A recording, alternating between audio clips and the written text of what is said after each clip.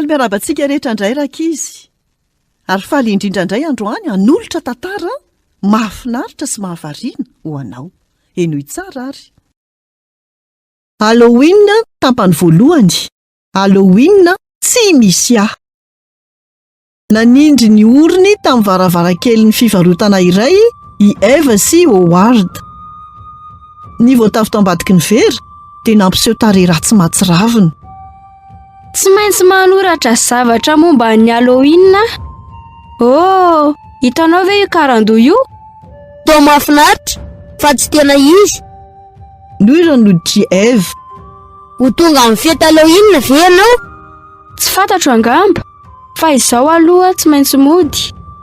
Ny trano fanaova-mofo eo akaikin'ny varavarana dia nanao dokam-barotra ny mofomamy Halloween. Mampidi-boly ty hetsika ity. Zay ve ianao vao minody ato trano? Nona.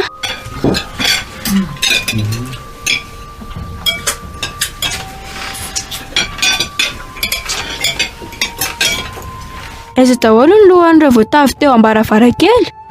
Mifampatahotra amin'ny fako hafa ao anaty fitoeram-pako ry zareo. Ao anaty fako? Vakio anety lahatsoratra ity tao amin'ny gazety anio.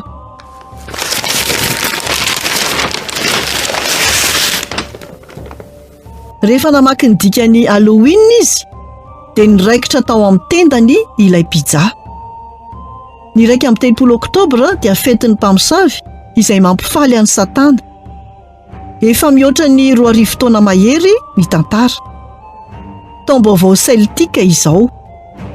Niaina tsy nanan'Andriamanitra ny Celta ary nino Andriamanitra maromaro.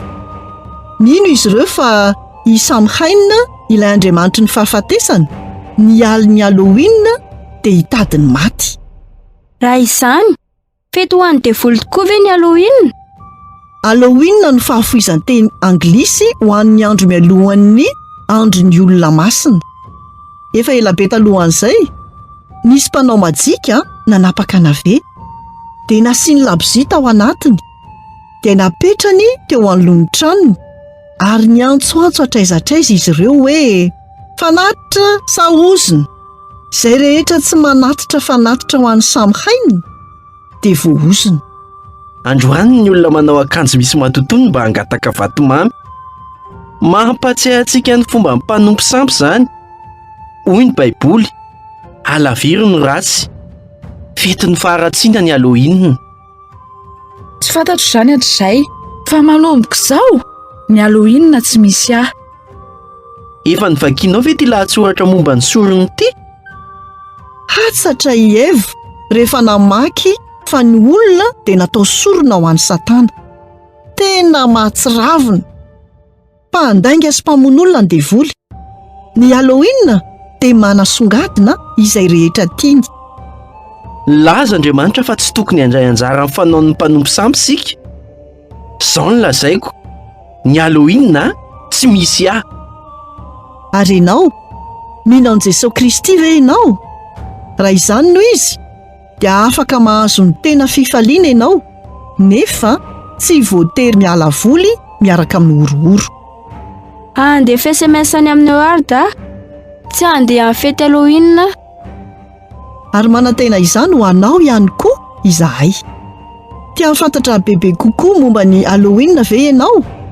Manorata ary ety amiko. Ity ary no adresy malaka afaka hifandraisantsika.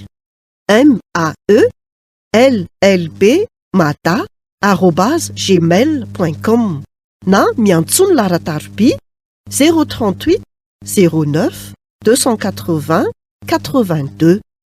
Izay indray no anjara afatra ho antsika tamin'ity anio ity. Tahiny tompo daholo, nanolotra ny tantara zokomy.